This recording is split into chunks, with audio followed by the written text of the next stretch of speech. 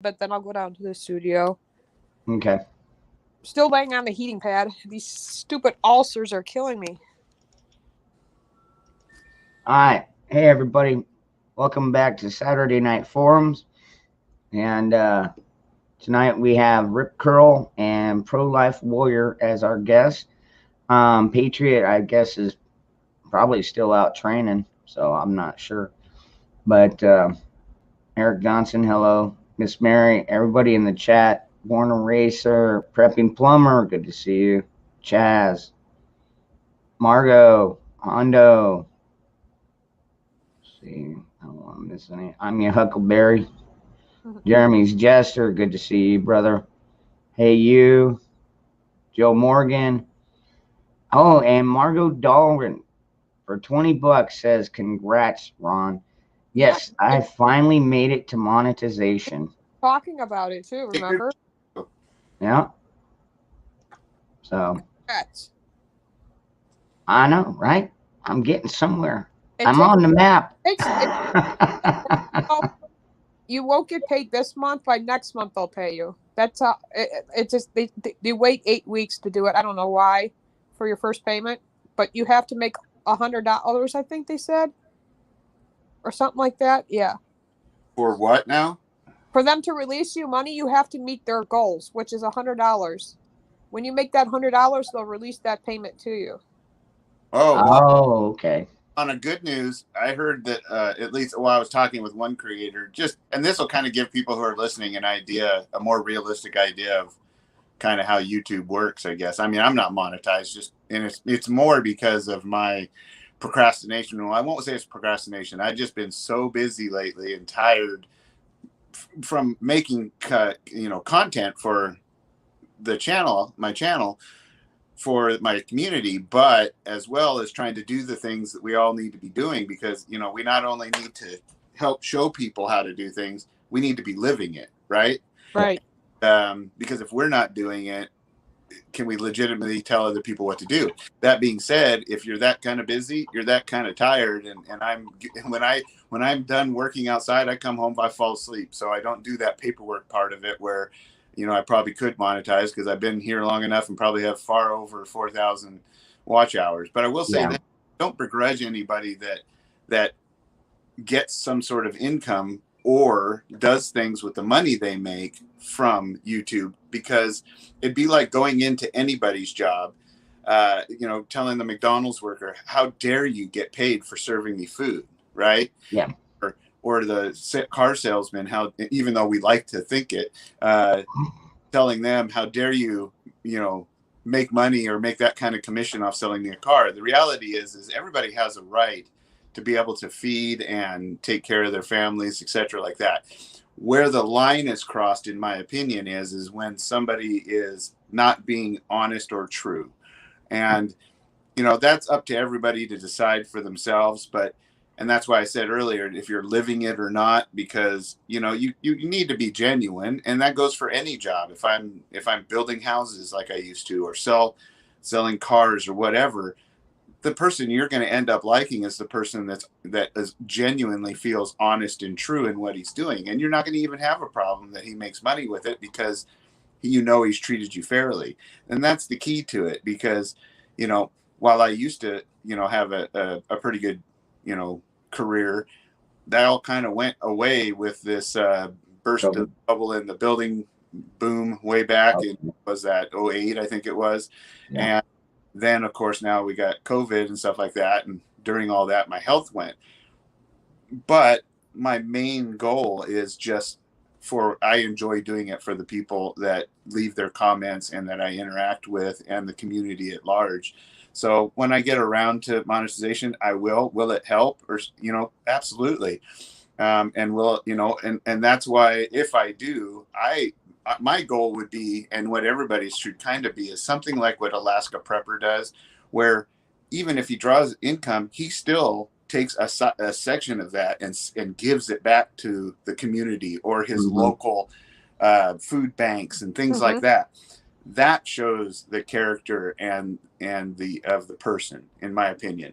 Absolutely. That's okay. Why I give out stuff like hats and flags and stuff, because I give back to the people that give to me. You know my situation since Tom died, so absolutely. Yeah. And I don't have an issue with that. And I think we're all smart enough to figure out, you know, who's genuine and who's not. And unfortunately, life is life. You're going to run into people that aren't, and you're not going to catch it. I mean, I've been taken advantage of. And shoot, I have a couple things that are on order that I haven't even got yet for months. So I better make a phone call, right?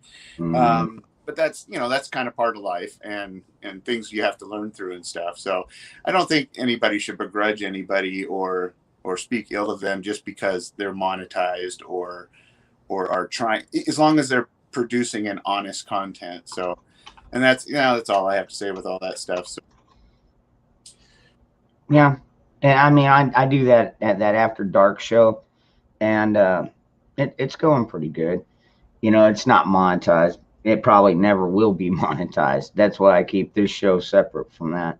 Yeah. well, and that's what's a shame. The only reason why that show wouldn't be monetized is because it's being censored and it'll just get pulled anyway, or it'll get taken down or anything like that. So, you know, sadly, you have to pull videos if they cross a line when we should be able to speak freely, like happens on that show, and go over topics that might be a little edgy and things like that. We should have the right to do that. And if people want to watch it or not, well, that's up to them.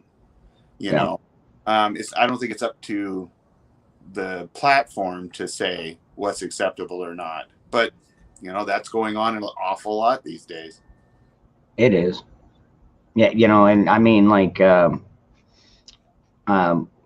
there's been a few YouTube creators that I know that have been gotten strikes because something they did like over a month ago, and then they deleted it, and they still got a strike for it, which really that doesn't make any sense to me at all. But I'm on my last thread, they told me, basically. So I guess I'll just, like I said, made another channel. I'll still support saving life.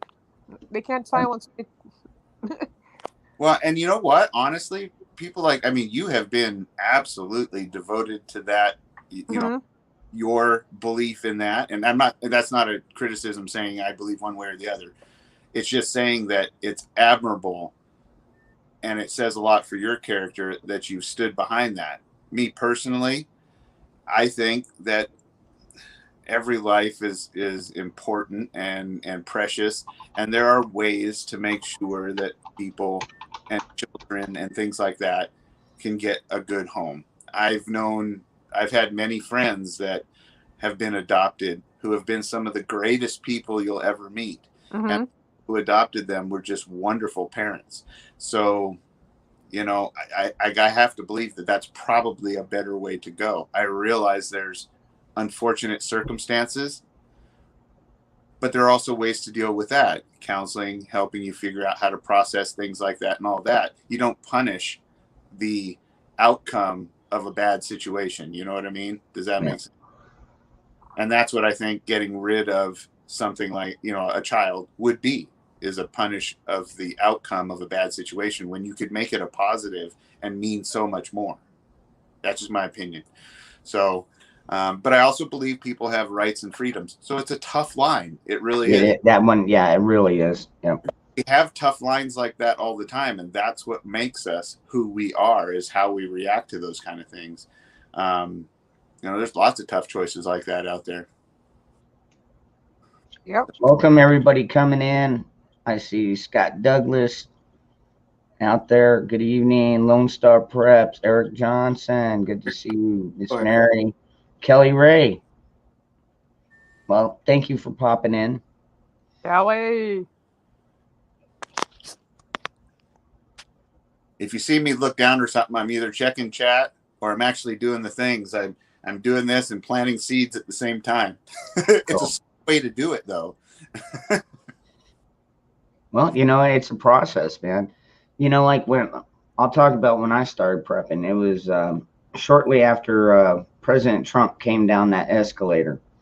So back in 2015, and I was like, you know, I started watching more and more YouTube channels, and I was like, You know what? I don't think I'm quite ready for the, when this bubble goes up, because even when he came down, he talked about the news media being the enemy, and, the deep state and everything. I'm like, you know what? He's absolutely right. They're part of everybody's life now.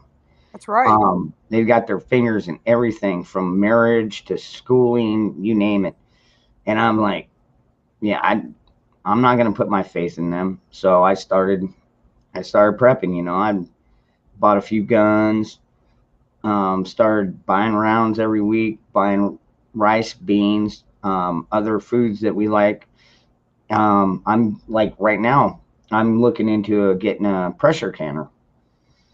So I'm looking at like eBay and stuff. I don't know if I want to buy it from eBay personally, but Walmart sells them. .com. oh, Walmart.com does. Yeah. I'll look there too. I But like I wouldn't buy something like that off eBay. Don't buy electronics off eBay. If you're buying collectibles, I'm collecting Civil War stuff for my son. I just bought him an authentic Civil War hat. I won the bid, by the way, which is awesome. I never win bids. So I'm proud of that. We're also building like a little battlefield of Gettysburg with these little miniature soldiers. So we're collecting that stuff too, because I want him to get into something, something that means something of our history, you know. That's the kind of stuff you could buy off eBay, but never buy a phone or a tablet or a computer or a game system. Trust me. Well, and honestly, history shows you a lot of what people had to do in order to be free, self Right. self-sustaining. And the more self-sufficient and self-sustaining, and the more they planned and prepped, but back then they called it living, right? It's what they had to do or not live and die, because that's how, we didn't have all these things we have. We couldn't order our food and go drive up and have them put it in our trunk and all that kind of good stuff, right? mhm. Order it and have it dropped at the door even. And someday soon they're planning on having drones come down and just set it right on your front doorstep. Well, that wasn't all back then. So it argued that back then they had more freedom than we have now, bar none. And I think that the more we get back to that, now it doesn't mean you abandon, um, what do you call it, technology and all that, because that'd be almost impossible. Because if you want to be able to support your family and things these days, you have to have a job, and it's going to involve those kind of things probably. Mm-hmm. But the less you have to rely on some of that stuff when it goes away, or when they want to tax it or raise the prices or anything like that, limit what you can have, it doesn't affect you. And then you can actually push back and make change from a position of power rather than a position of desperation. And I think, my fear is that there's so many people out there that don't quite understand that, or maybe they don't feel they're able to do it, which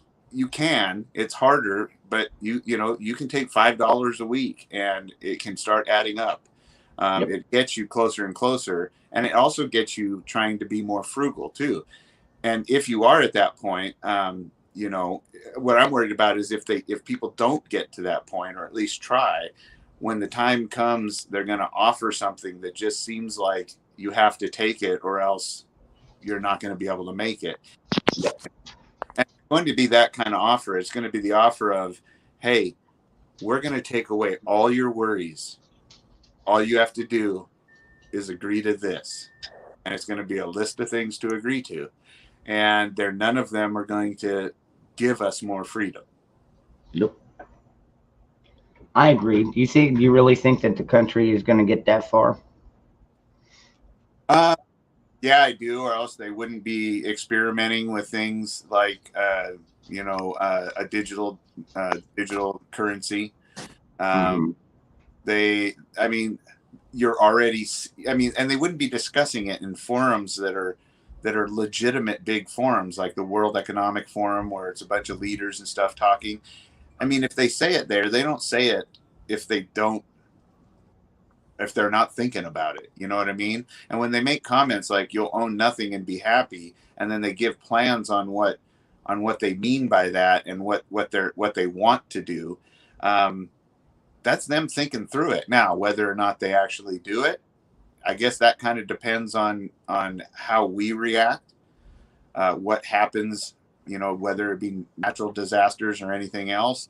Everything affects things and pushes it forward or backwards. But yeah, I believe they mean it, you know, and they've already tried it, starting to push some of that stuff in Canada, and some of their parliamentarians are even, you know, were speaking back against it and really got chastised. And what that was scary about that is that the one that I watched that was talking back, and he was basically saying, what do you mean we'll own nothing and be happy? How, you know, well, how do we get a home? Well, you'll rent it from the state, right? And you're going to give up your ownership of your home so you can rent it back, but you're going to get guaranteed income. It's those kind of things. And when he spoke back against that,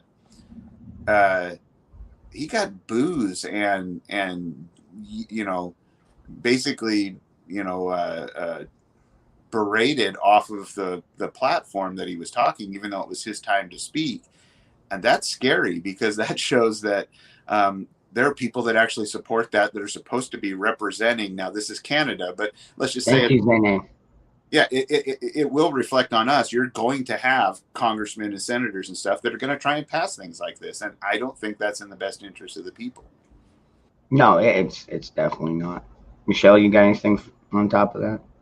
I just think it's just getting crazier and crazier. I mean, think about going all currency, no more. Just that crazy thought, and the whole world's just gone crazy, like including America. Like, it's gone more to a socialist agenda than anything I've ever seen in my entire life. Like, Yep. crazy, and it's going to hurt American. And I'm going to be like, I told you so to the people who elect these people and trust them.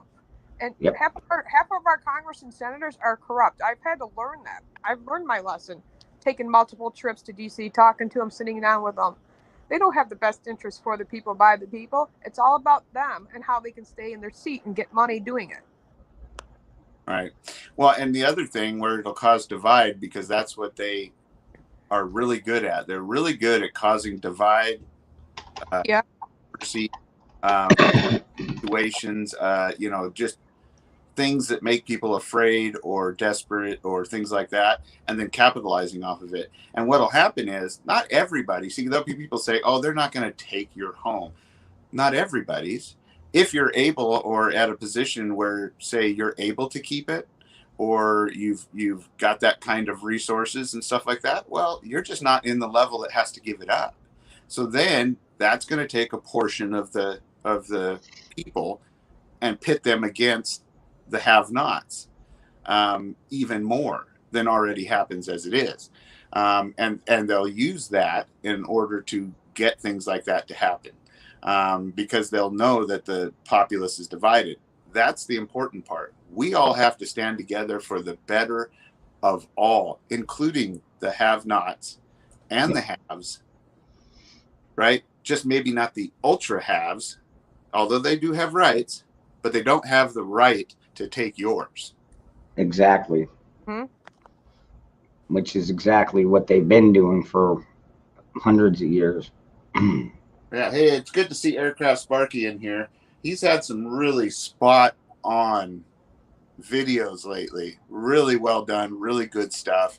He's a good thinker. I don't always agree with what he says, but lately more so. And he says it well, which I really appreciate. What's up, Bioxo?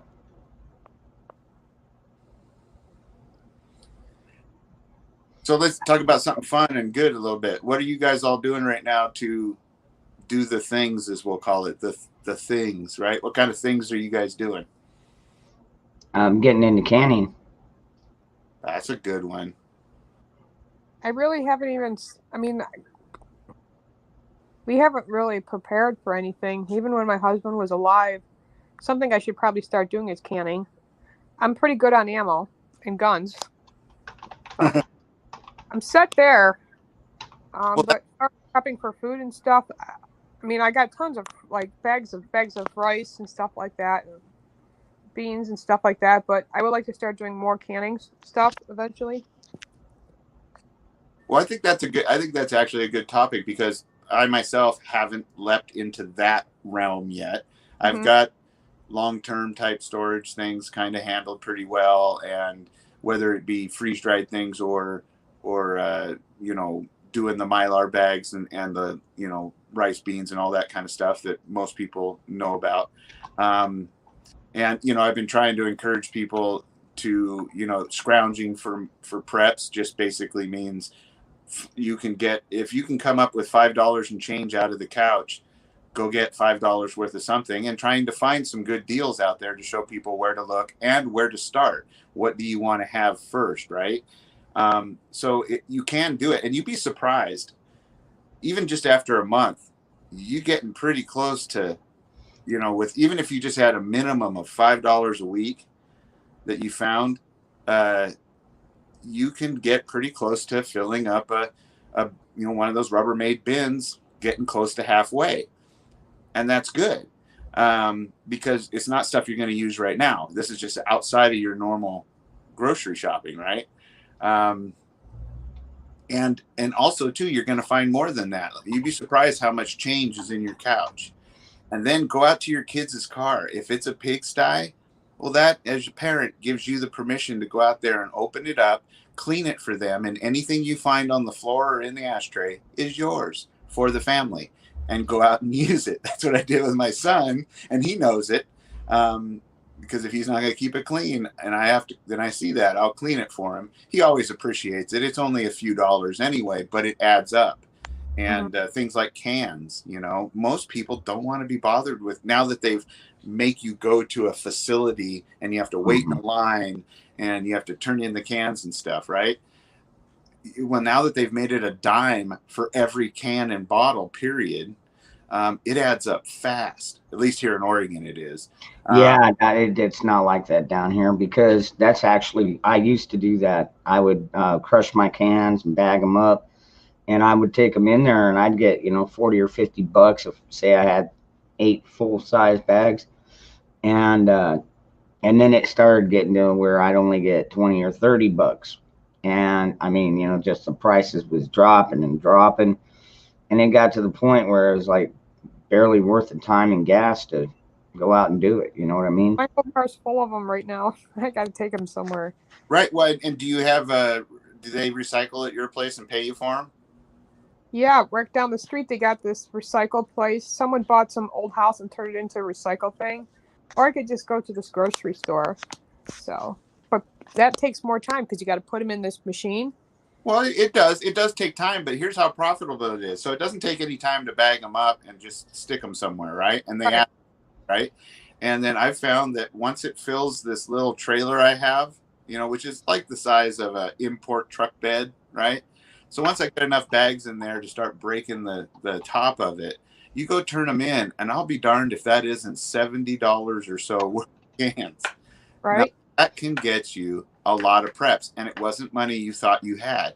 So it's clever things like that, you know. And I've actually gone out and mowed a lawn and pulled some weeds for somebody, just so I could show that it can be done, and you can at least get a few dollars more. And I know it might seem silly to some, but when you're sticking preps aside and getting key things like a water filter, right? So, you know, it might be that you only have the $5 minimum. See, that's what I say is the minimum is, if you can't find more change, you always have $5, because, you know, most people can manage at least $5, right? Right. So once you've got that $5, if you don't find anything that week, then just take $5 aside from your paycheck and just spend that. You'd be surprised, in a month you have a water filter that'll do 100,000 gallons, right? And that's a key thing. You know, water should be first, right? In my opinion. So, you know, those are all handy things that, and this is the things that I love that the community shares. Some of it may seem pretty basic, but there's some really good stuff out there. Did you guys catch Arkansas Living's video today? I didn't. No. For guys that don't know nothing, and I say that because he always says that about us, right? That's a joke.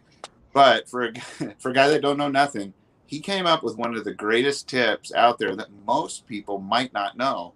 and that is what he calls a cat hole, because cats will dig a hole like that. I've seen that actually, and drink water out of it. They go down by a creek, right? Dig next to the bank. They like to do that, I guess. I out in the woods, but what you do is you can go to either even a dry creek bed, depending on the time of year it is. If you dig down far enough in the center of the creek bed, it will fill up with water, and it will and then it'll settle, and you'll be able to take that water, boil it, and then drink it, right? But if it's a running creek and you just dig off of the bank right where the high water line is and then dig down, below the creek level, that will fill up and all the water will filter coming through the dirt and go. And technically you could probably, if you didn't have a filter or a way to boil, you could at least drink that somewhat safely in order to get your way the rest of the way home. But I wouldn't do that unless you can get someplace eventually that's safe, just in case you get sick. That's a last ditch kind of thing, but that's a great tip that he showed. Patriot, good to see you, man. What's up? Wow. I didn't hardly sleep last night. Same. Like, seriously, like only like an hour and a half type thing. Me too. And went and done that training today. Had some stuff to do. I got home.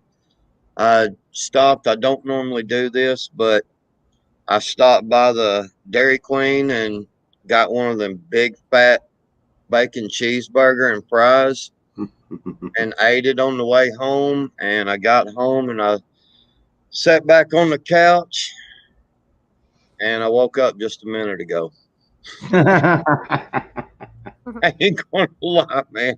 Well, I got some sleep. I tried sleeping all day. I couldn't do it. I'm just tossing and turning all last night. I don't know why. It's crazy. I sometimes get like that. I can't sleep for 2 days. I wanna tell everyone in the chat hello, and I hope everyone's having a wonderful evening. And I wanted to say hello, obviously ladies first. So Rip Curl, yeah, of course, and ProLife. Well, I was gonna say, ladies first, Rip Curl and ProLife, and then to the gentleman, hey, Dangerous. You're bad. You did see my shooting video, right? Cloak. Yeah, I've seen. Yeah, the milk jug. Yeah. Hey, Oh, mine's a milk jug too. Yet with sights at 230 yards then, huh? No, hello everybody. ProLife, obviously. How are you today? Stomach issues. Other than that, I'm doing okay. Ulcer. I got bleeding ulcer, so yeah. Well, surgery, but I'm not going to no hospital. Shit. I'll be right back. I don't trust the hospitals right now. No, I don't say I blame you one bit. My dad went in there for cardiac issues. Goes home. Next day, about 48 hours, he's in the ICU with COVID. Yeah, they just put him on a regular floor. He is on full oxygen still because it's hard for him to breathe. So he's not out of the woods yet because he's now diabetic where he's got to take insulin. And now his heart is only pumping at 25%. So they did heart surgery to fix that. So it's like, yeah, I don't trust hospitals right now. Right. Well, like I said, I want to, say hello to everyone in the chat. Hey, and how can y'all go wrong with watching this show? I mean, look at these awesome freaking guests that we've been having here lately. I mean, man, shoot, 2 more awesome freaking guests tonight, man. I'm telling you, this show right here. Oh, thank you. These guests that we've been having, Dangerous, and you've been hooking most of them up. You know what I'm saying? A lot of it's been your idea, man, on the guests. Dude, awesome. Northern girls. She can make syrup. Actually, You I've know, never syrup in my life. So Northern girls' hobbies. She actually catches spam when she goes fishing. Small perch and minnows. Is that what's So, in Sam? well, that's what she catches. Ah, Small perch and minnows. my son just asked That's about all she can catch. Yeah, just little small. me fishing this She's- morning. I don't know. So anyway, since I'm late, I will shut up now and let y'all continue. Sassy Valley. Good to see you. I'm well, glad you say though. how did the training go? What did you do? Honestly, most Northern girls,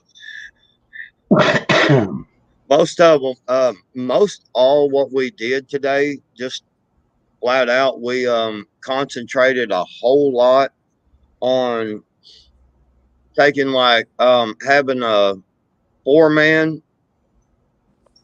and basically to peel off, to peel away from the contact. We would come through there, and as contact happened, we would we were learning how to leapfrog and things like that to peel off, properly to lay cover for each one, one at a time, to get kind of an extraction type deal. And then we also learned a 4-man assault on a position, on a contact position.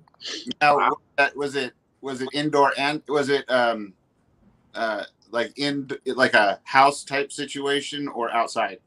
It was outside. We had a big building there, and we had a tree line, so we kind of used it as like an alleyway and like a town scenario. And then he actually had some deal there that kind of looked like a dumpster, so we just called it a dumpster. And then there was another um, small building there, so in between them two, we used it as an alleyway. This was an alleyway, you know, and so forth. And the guy that was assaulting, or that we were trying to assault, he was using a full auto airsoft. And I'm gonna tell you, I don't care what nobody says, them things, even at a little bit of a distance, will tear your ass up. they they don't feel good when they hit you. Well, it's great to say that because that's the kind of training, like, well, Josh over at Prepping Outside the Box, he's going to have like a simunitions range. That's a little bit more expensive, but people can really get a lot of practice in that technical, tactical type training, especially like you're saying. I would love to have been there for a 4-man assault. That sounds, but the airsoft is absolutely legitimate. If you look up some of the overseas, like in Germany and stuff like that, where they run competitions where, it's almost like paintball. They're doing either capture the flag or, they have scenarios like you're talking about up.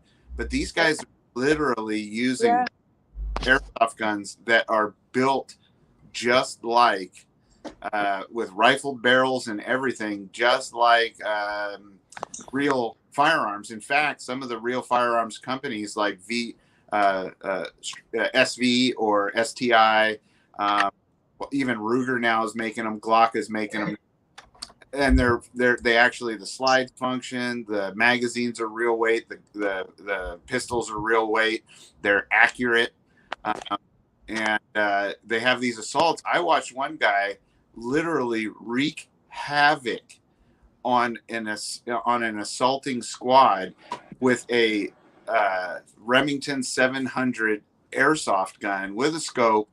He was picking people off, and you could see it. It was all first person shooter because he had a camera hooked up to his scope. Mm-hmm. He was making long shots, and he was hiding in the woods. He'd throw leaves over him. It was the funnest thing to watch. I don't remember the name of the channel or anything. I just happened across it, but it gave me some good respect for that kind of competition and the value it is for just everyday people to do, especially Right. with the shortage. Well, and yeah, and it was really awesome because, you know, instead of, I mean, we were going to practice some hand-to-hand combat, some offensive moves, and we were going to do, you know, a couple of different things. But man, we ran that particular drill first, and when we got, you know, we basically made contact, and then when we started peeling off, you know, and everything, you know, and then got around and got to where we could get away properly, you know, to regroup or whatever you want to call it, dude.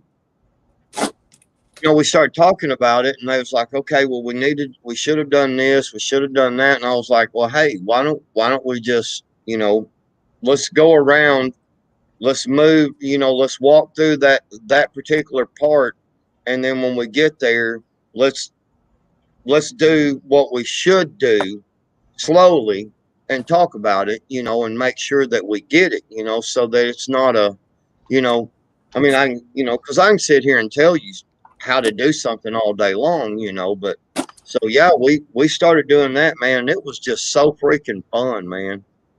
We pretty much our our training, that's what we did, man, was just kept going through that drill, man. It was, dang, it was fun, man. You could hear that, freaking airsoft because it was a full auto, and you'd come around there, and that dude would just, man, he would just, you know, just light you up, man, and you'd be like running, you know, and trying to get behind something, and it was fun, man. Did Well, you all have the airsoft rifles then? Well, we only had one set, so we actually went through, did a clear test, and we used our actual ARs without mags, you know, did the clear test, you know what I'm saying? Mm-hmm. Or to make sure everything was safe. We actually used our ARs and just used the bang bang, you know, headshot, you know, whatever, um, body shot, you know, or whatever. But the the uh, the guy that was assaulting us, the one guy, because see, that's another bad thing, man. We didn't make any videos today either because only 5 of us freaking showed up, man. And that'll be a whole nother story, that one, about, you know, people not, you know, just people just talking about stuff or actually getting out and doing stuff, you know. Anyway, yeah, only 5 of us showed up, and we thought it was really important for us to not be trying to, you know, make videos and do this and do that. We wanted to really focus on a few of these specific efforts, you know, and it was mainly the, should we be somewhere, things start happening, things get bad, where we can learn how to extract, you know, to leapfrog out properly, you know, to get us to a safe distance so that we can regroup or whatever it is we need to do, you know. Hey, Dangerous, if you're there, can you email me the link? Sure. Actually, it's already in your email. Okay, cool. All right, I'm going to log off of this phone. I'll see you guys soon. Okay. well, is yeah, people do need to understand that the time to practice isn't when it's time to act. That would be that's just a bad time to talk about plans. And the thing is, by doing that kind of training, you know, some people may think it seems silly or don't have time to do it and things like that, but it's fun. One, it does keep you sharp. That's another good thing about it. And it really does sharpen things like nonverbal communications. If you guys were working, you might not have been doing entry type stuff, but when you're doing, you know, team type stuff or squad type stuff where you're moving in, say, 4-man teams, and you're touching people in certain ways that mean I'm on your left, I'm on your right, I'm tapping, Correct. coming around you, you know, things like that where you don't even have to speak because, oh, where you touch them, how you touch them. And it sounds funny, but tells them what your next, Oh, it's you don't get hurt so that they don't get hurt. and so that you guys can carry out the goal, or Right. what you're trying to do is all really important. When I get to, at least, have a friend of mine gave me a membership a long time ago, which was really nice.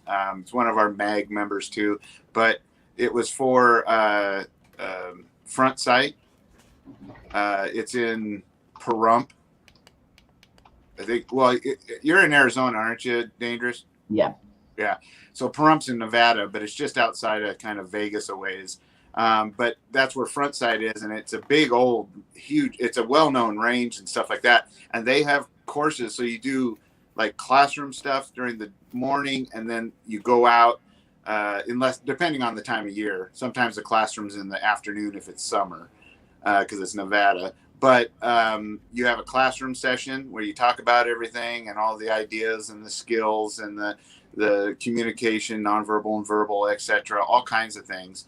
And then you go out to the range to actually have range days to do it, and then you get a certification as well. And depending on how you do in the certifications, there's the top, like, I think it's like 5% or less, get a special ones. That means you can move on to the next level, right? Right.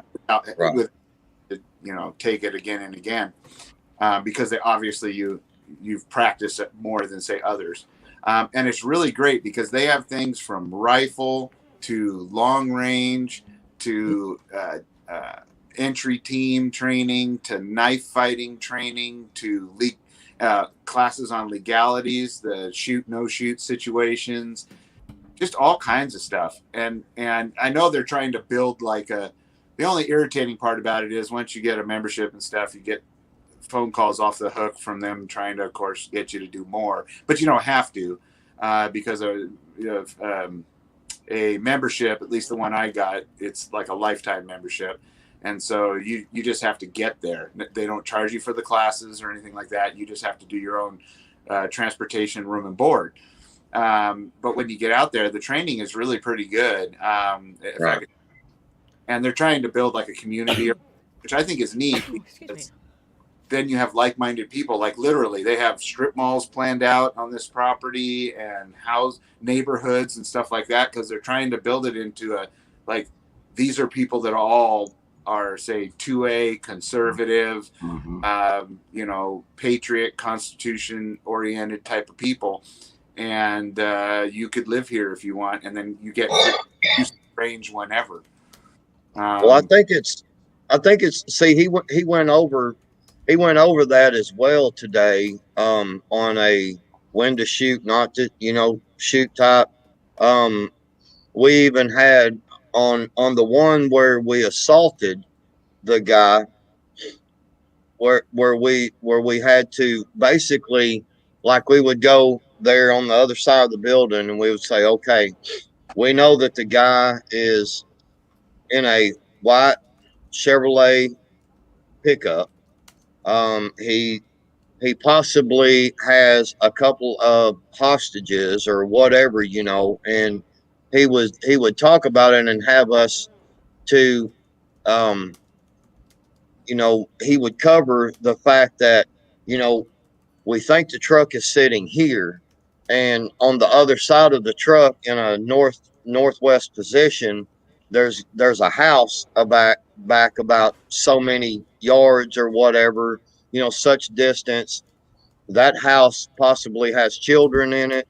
We need to make sure, and only take a shot for certain times, and I mean, we really went over some really good stuff, man. And that's the kind of thing that I know, I'm not training for no law enforcement job or anything, but this is just kind of things to me that, when you go over these scenarios like we did today, if you think about it, if something happens in your neighborhood, these are things you've got to think about. There's other houses involved, there's other people involved. You don't just run out and just start just firing all crazy. You know what I'm saying? Because man, you got neighbors, you know, you got, I mean, even if you're out in the country pretty good, you may have a neighbor that's 400 yards across there, and you know, an AR or an AK, you know, I mean, 400 yards, you know, if you go firing in a certain direction, you know, you're subject to be hitting that house if you're not hitting the target. You know, Yeah. so all these things, you know, that we were going over today, and he was, you know, we were talking about these scenarios, you know, and different angles and stuff, you know, and it's just, to me, it was really super good training, you know, just to sharpen them skills, man, to sharpen that mind, to learn how to, you know, to get to that cover, to that concealment, you know, to them places. And the guy actually did something different. The aggressor that had the airsoft gun, he actually did something different. And I just saying, I thought about it ahead of time that, man, what if he actually circles around and comes around this side of the building? And sure enough, he did. And because of the position I was in, he never saw me. And my other guy was a little more around this side of the tree, and he come around this side, and he actually shot my buddy in the ass cheek with that airsoft, and he was like, "Oh, I'm hitting the ass," you know. And I popped around that tree and was just like, "Bam, bam," you know, body shot, you know. And dude was like, "Dang, I didn't even see you there, man. You got me," you know. So, you know, it was just a lot of, man. It was a lot of having to think, because that that airsoft does not feel good, and luckily it's only an airsoft. But you know, that reality, when that thing hits you, you know, that reality for that moment of, damn, if that was you know, two two 3. three or 5.56, you know, 7.62 by 39, you know, if that was some type of weapon like that, 300 blackout, you know, because I got hit in the knee one time today. And although I had some, you know, I've got these pants here. They're actual from my brother-in-law, but anyway, um they're pretty thick, you know, and durable, but I could still feel that, and I thought, man, if that would have been around, you know, I'm done. I Yep. mean, I'm on the ground now with my knee Yep. You blowed would have out. been, yeah, out of the fight. Yep. Yeah. Absolutely. Well, So it yeah, go ahead. well, the reality of that kind of training is you learn a lot of things. One, especially if you have a shoot back. I did a live fire, real scenario, shoot no shoot. It was like a video screen, and it had two pieces of paper, and so you use live rounds. It was in the back of a semi. They drive it around to train police stations and things like that. And Yeah.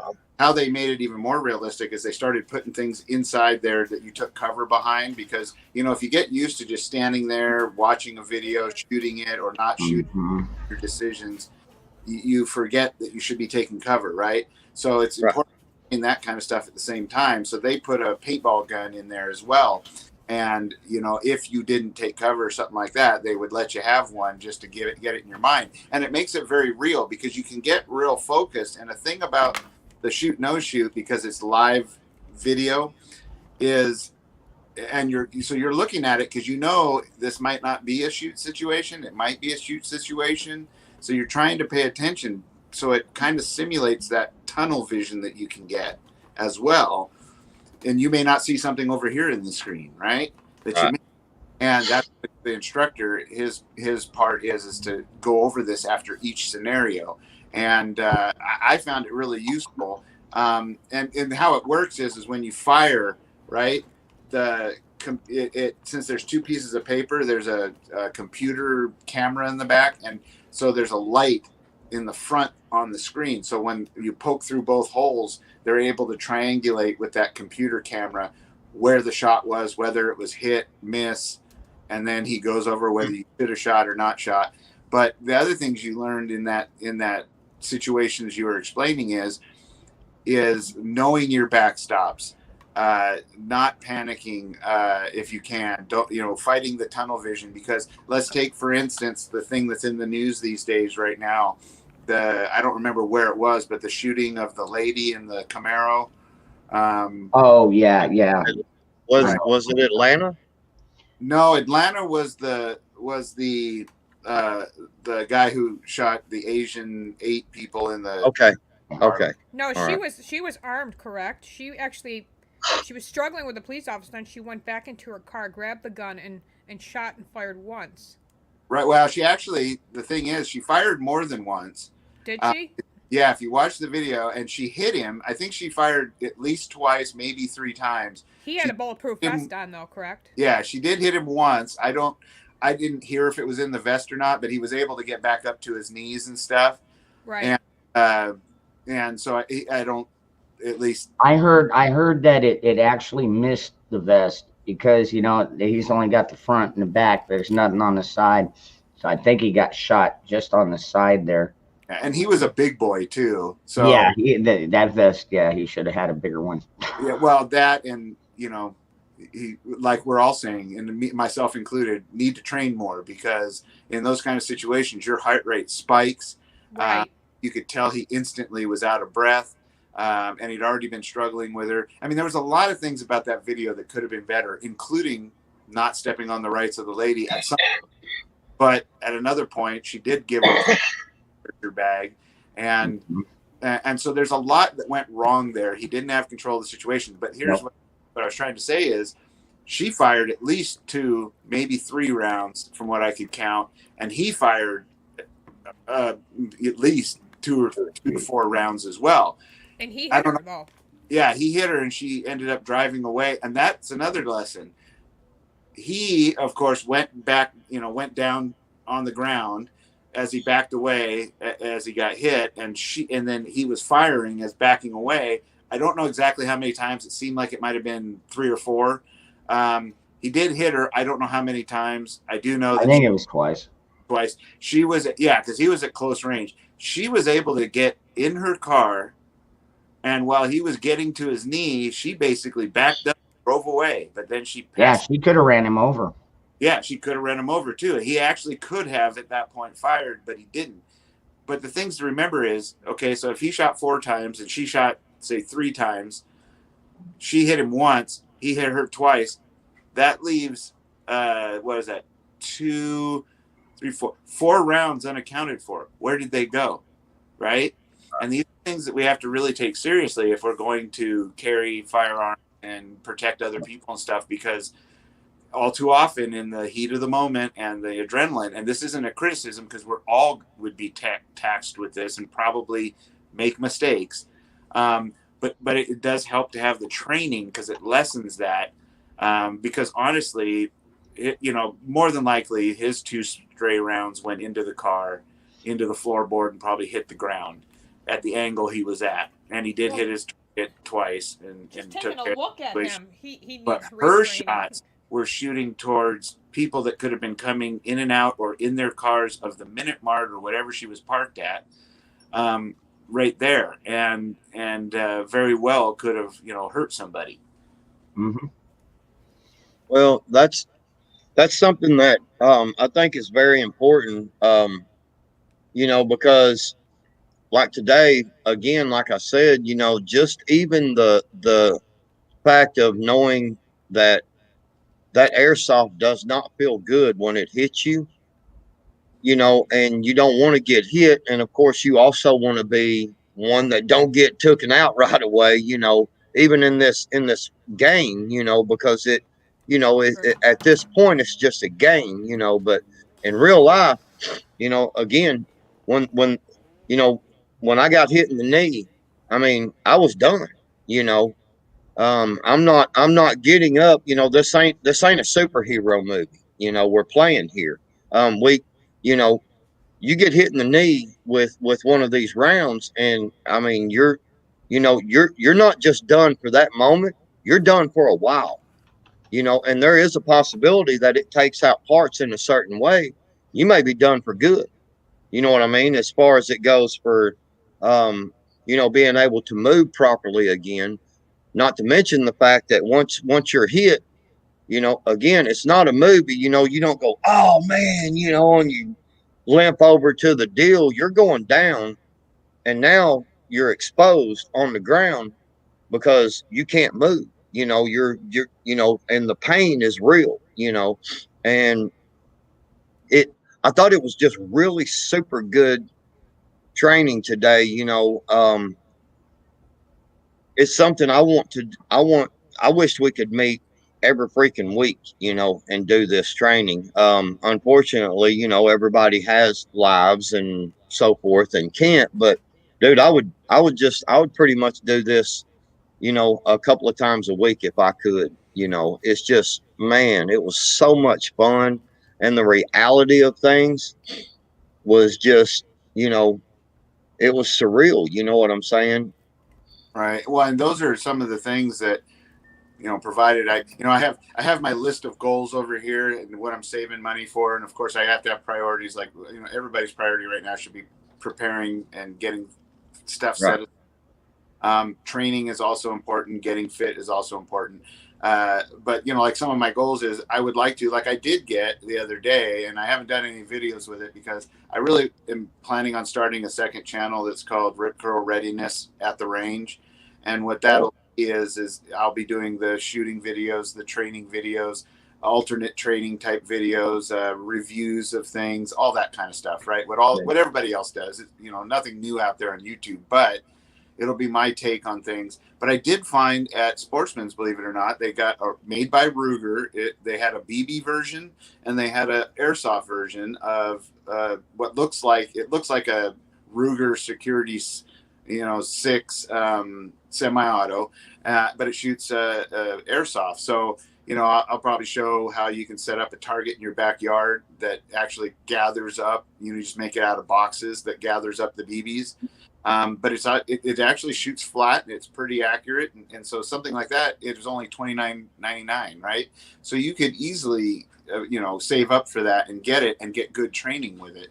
And I hope you guys were wearing masks because that one background you have with that one white mask with the black on it. Mm-hmm. That's actually a paintball mask more than likely. It probably has screens in the eyes. And then they have it in, you can still breathe through it. It almost looks like a Kruger or Jason mask. But they make those because you got to protect your eyes with airsoft. Well, we actually wasn't wearing masks, but we were all wearing safety glasses, right? To protect our eyes with. It's funny because when I left there, I called my wife because her and my kids are going on vacation and they're with my wife's mother, my mother-in-law, and of course I was on speakerphone in their vehicle there, and the first words out of my mother-in-law's mouth was, well, I hope y'all were wearing some type of safety glasses. Yeah. Yes, ma'am, we were. But Dangerous, do you care to go right back up to just where you put See Ya Northern Girls at, and right under East Wind Farms has a question. Okay.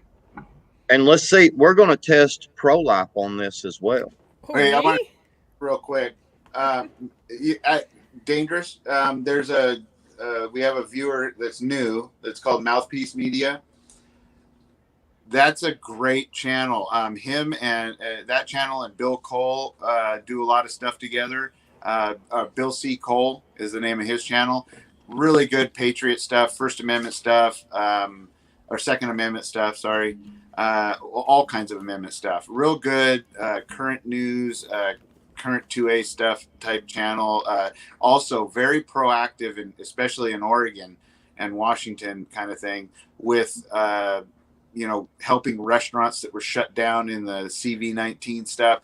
I mean, really excellent channel. Looks like he saw my invite, made it here. These are the kind of things that we need to be supporting, these kind of people, because the bigger we get and the bigger our community gets with these good quality kind of people, the better. Even including like the training that Patriot's saying, with the airsoft guns and stuff like that, that's something that you can do and afford with a group of your friends, whether it be your mag, whether it just be friends that are like-minded or other preppers in your area. It doesn't take, but you do a day every month of, one day a month or one weekend a month, you go out and you play like that. It's invaluable, and it's fun, and it gets you in shape and everything. So, and it's something that's doable. You don't have to go out and spend a lot of money on it. Mm-hmm. Rip, what was that name again? Mouthpiece Media. Mouthpiece Media. Yeah. I started my own Second okay, Amendment channel too. I talk about the latest bills that are coming out, and it's just crazy. These bills that I'm reading, and it's coming from the same idiots that have been here for the last 36 years, 42 years with Feinstein. It's just like they're really trying to pull the Second Amendment from us. But the thing is, right now they can't get it passed because they need those 60 votes. But what's to say that's not going to happen 2 years down the line, when they cheat again in the election and we're further out from that 60 vote? That's what I'm scared of. And that's what we all should be concerned about. That's why we all should still vote. I know, because a lot of people are telling me they're never going to vote again. Like, well, that's just going to be more dangerous. Well, all right. So, yeah, back to the question here. Their expertise on cover and concealment. Well, my expertise is the difference between cover and concealment. Is cover is actually something that will protect you from the bullets, whereas concealment is only going to hide you. So, like, say you're hiding behind a car, your best bet is to go behind the engine block, because an engine block is pretty good about stopping, especially small, like pistol caliber, even 223. If you got a 50 BMG up against you, not even a concrete wall is probably going to be that safe. And then the concealment part, it's only meant to hide you. So, well, and that's my expertise on it. That's a good answer. There's hard cover and soft cover. Because people should know this: your front door, the wall beside it, the wall beside your window, the wall That's under right. your window, all of that soft cover. It will not provide you with any protection.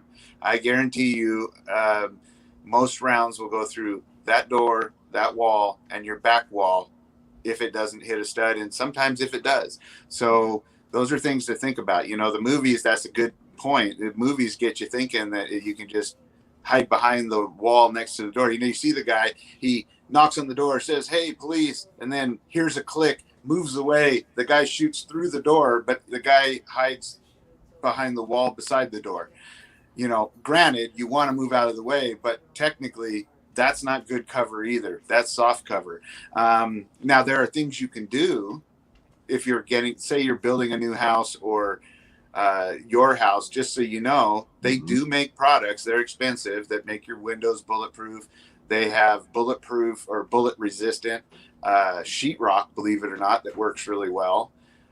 You can, fill the level. I mean, if I was to build a new house, it wouldn't take much to just fill in underneath the windows and one panel, say 2 feet beside your window. You could fill it in with bullet resistant stuff, whether it be solid wood in those bays. Tile. Yeah, you could use tile, sandbags, whatever, that will give you better cover in those little locations. That's just some pre-thought there. And let's say in an SHTF situation, you could fill sandbags. You can get sandbags for fairly cheap, and you could fill them up and stack them underneath your window or next to a door, things like that. But of course, nobody's going to live in a house where you have that kind of stuff piled up. These are just ideas and ways to handle those kind of things. And that's a valid point with the difference between concealment and cover, and then the both kinds of cover. So if anything, I would go to my basement. Great question. And actually, Bug Out Bushido is tiling inside of his house. And I'm not talking about the floors. He is actually putting tile in the walls. That's a good idea. And then and then put the drywall over that. I imagine he will, yeah. Yeah. I'm That's a not good seeing idea. Mouthpiece Media in the chat at all. That's a damn good idea. Well, he was out there earlier. Yeah, it was back a little ways. He may not. Oh, okay. When shit hits the fan, I'm running to my basement. That's all. I mean, I got Basement. guns down there too. I got guns upstairs. I got guns in my room. I got them in my closet. Yep, I hear you. He lived in a state that did. I mean, there are some states that do primarily basements in their construction. Most that's usually in colder regions, like the upper mid United States. Things like that. In cold territories and things like that. I bet you. Tell me if I'm right, Dangerous, but in Arizona, they probably do a lot of slab foundations. Yes, yeah, they're mostly they call them post-tension slabs. Right, because you guys have more sandy type soils and things like that. So, basements, it'd be, you can do them. And they're rare. I'll tell you what. In 20 years I was framing houses, I think I worked on 3 houses that actually had a basement. Right. I love basements. I couldn't live without one. I was very disappointed in Kentucky when I was looking in Kentucky for a house with my husband. All the homes we were looking at barely had any basements. I was like, damn. In my area, because we have expansive clay mostly. Yeah. Or sandstone. You either get expansive or expansive clay on sandstone, but you won't find a basement in a house unless it's probably built on a hillside, and that's just because of the way they have to construct it. You'll have what's called a daylight basement, where one portion of you'll be able to have daylight. You see the basement, and then the other side is just built into the hillside. But the rest of our construction here is primarily what's called, a foundation stem wall and footing.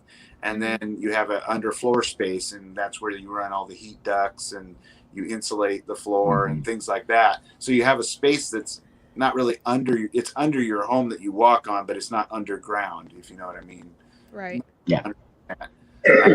Tents in it and stuff like that, which is a good place you could go down through your crawl hole and lay down flat and hide, or like what was it, the freaking the one with Mel Gibson, remember when he lived out there by the ocean? Oh yeah. And he had to go underneath, and he had that little trap door that went under his house and everything. What was the name of the movie though? Oh God, not brain fart. I have it too. No. I like Mel Gibson. It's too bad he doesn't Lethal do more Weapon. movies. It was Lethal Weapon. Yes. Oh. Damn good movie. Yeah, they were good. They were You good don't make movies. movies like that no more. You guys hear my little alarm system? Mm-hmm. She listens pretty good though. See, I told her to be quiet. My dogs constantly bark, even if someone's walking by and they know.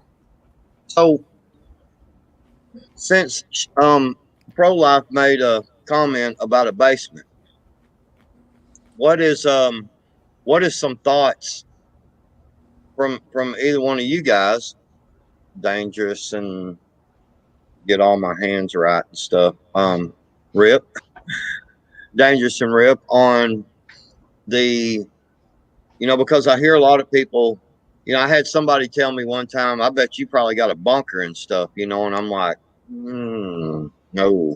I'll just leave it at that. What is y'all's thoughts on retreating to a basement or a bunker in a shift situation? I thought about that, but go ahead, I want to hear you guys' thought on that. Okay. I've seen was it the Night of the Living Dead, and some of those movies where they went down in their basement and they barricaded the door and they just stayed in the basement. So with the zombie type thing, man, you got to keep in mind when you go into that bunker, unless you got another way out, you're trapped. If you've only got one way in and one way out, you're freaking trapped. So I mean, I don't think I would do it. I mean, I might do it for a little bit, but like I would only do it if I knew that there was somebody, like maybe I'd put my family down there, and tell them, hey, look, if you hear gunshots up here, anything that comes through that door that's not me, kill them. Something like that. I mean, that would be about your only other option. Does it make good cover, or good concealment? Well, especially if you don't have like big windows that people could get to and smash out and stuff like that. But yeah, I'm kind of iffy on that whole going into a bunker. Well, my basement's underground too, but it doesn't have no doors. I'm surprised that the building code didn't make them do it, because certain states do demand if you have a basement, you have to have an exit door. I wish it was something I would have thought of as they were building. Really, that would have been really smart to do. Yeah. But I did not. We did not. So only way out is the way we go in. So that is a good point too, Dangerous. Because once you go in, if we come to that point, and which we all know what's coming. So Well, yeah.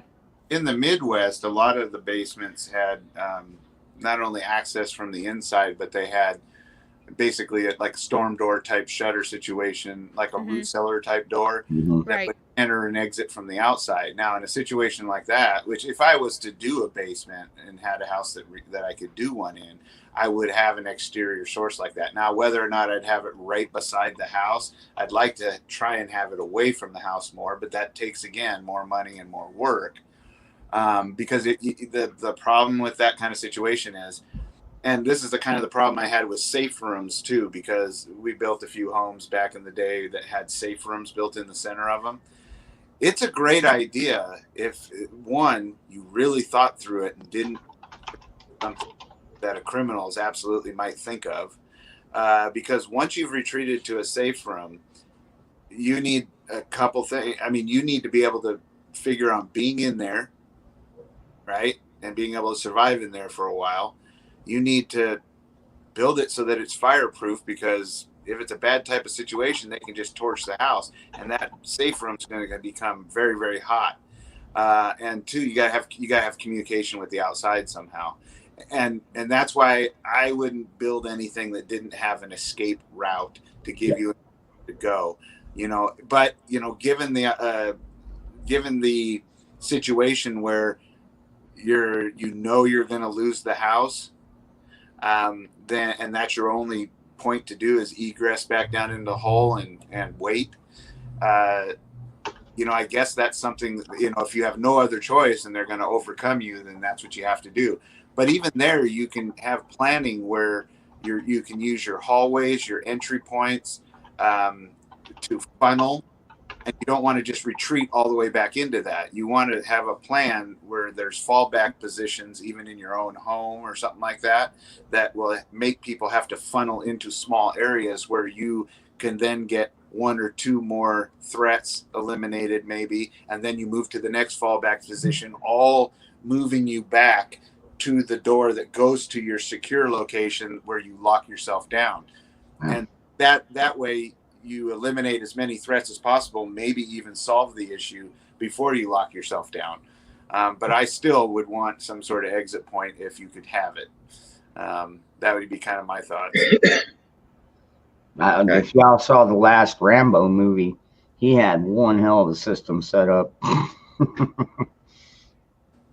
Well, ProLife, the reason I brought that up is because you were talking about having the basement and retreating to the basement. Well, that's what my husband told me to. I mean, he always said that's what we would do, or if he passes, that's what I should do. So, I don't know. That's the only place I would have to go. Like you said, that shit can go through windows or doors or hallways. But like I said, I go in, I go out the same way. So that's the thing. Well, and Phoenix DD brings up kind of a point. I go out. And we kind of discussed that. Besides just fire, he brings up the idea of natural disaster, right? Mm-hmm. Yeah, if you went down into a situation like that, you have to be prepared for the fact that you may get trapped in there. If your house gets knocked down on top of it, so you'll need to be able to live out. Hey, quiet, needs to be able to live down there long enough for people to come to your rescue. Again, why you should prepare too. Mm-hmm.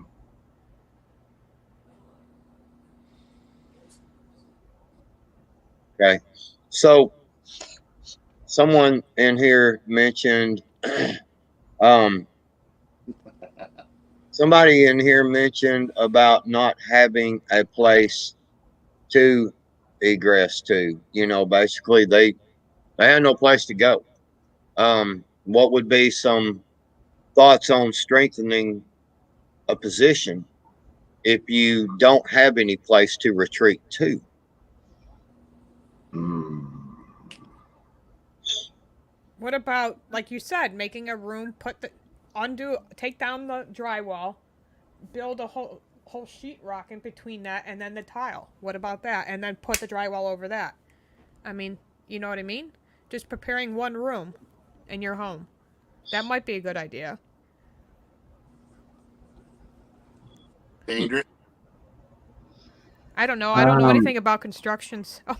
I would have to go back to because at my secondary location, granted it's just stucco and studs. Rips loves Reese's. That's good to know. But but you can't always fill sandbags, especially if you've got. I mean, dirt will work. It doesn't work as well as sand, but it will work in a pinch.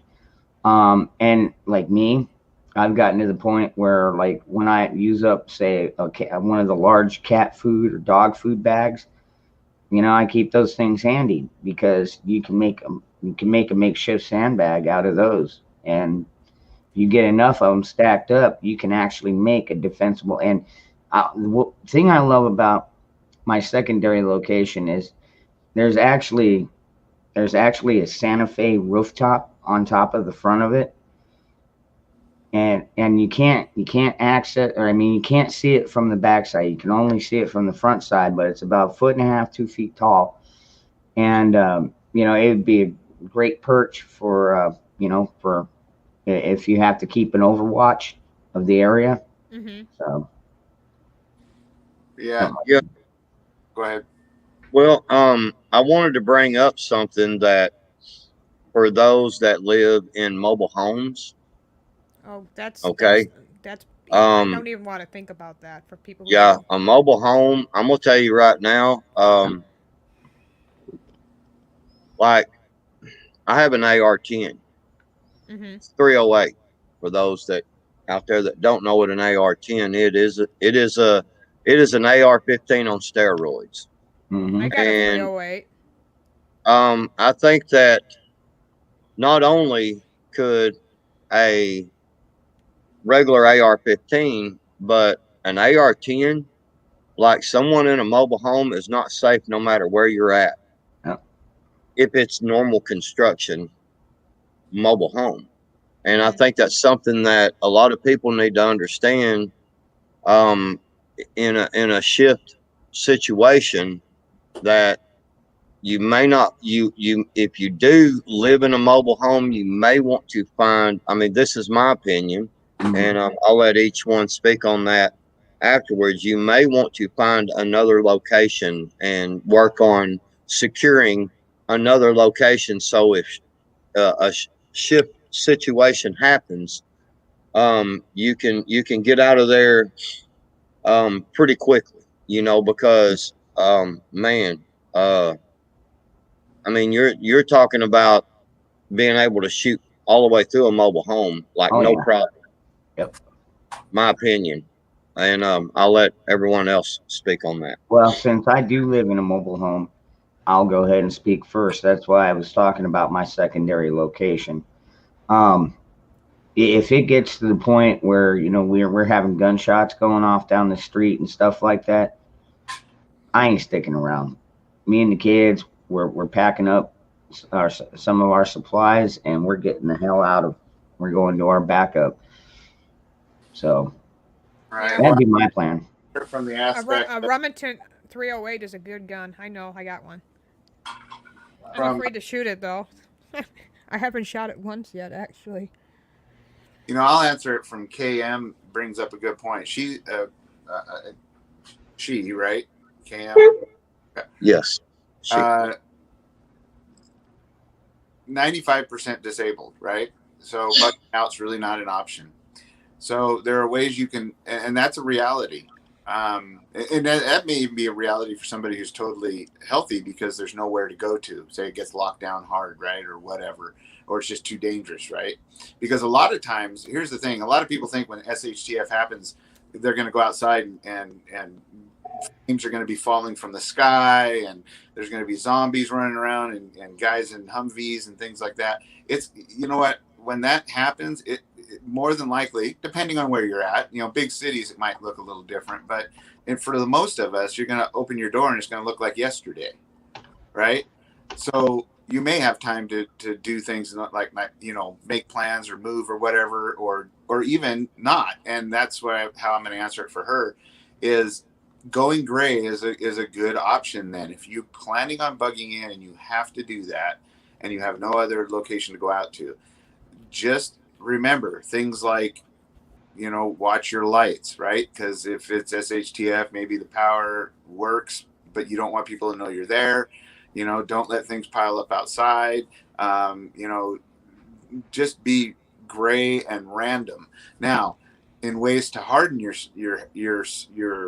house that you live in, you start from the outside in. So having things that say, you know, signs that say have a dog, even having a dog, even just a fake alarm sticker or an alarm, both works. If you can afford cameras, that's a great thing. The Ring doorbell, while I don't really like that option because of how it's being used, but even just a baby monitor that you can get a 2-pack at Costco for an inexpensive price. I wish I would have thought of that.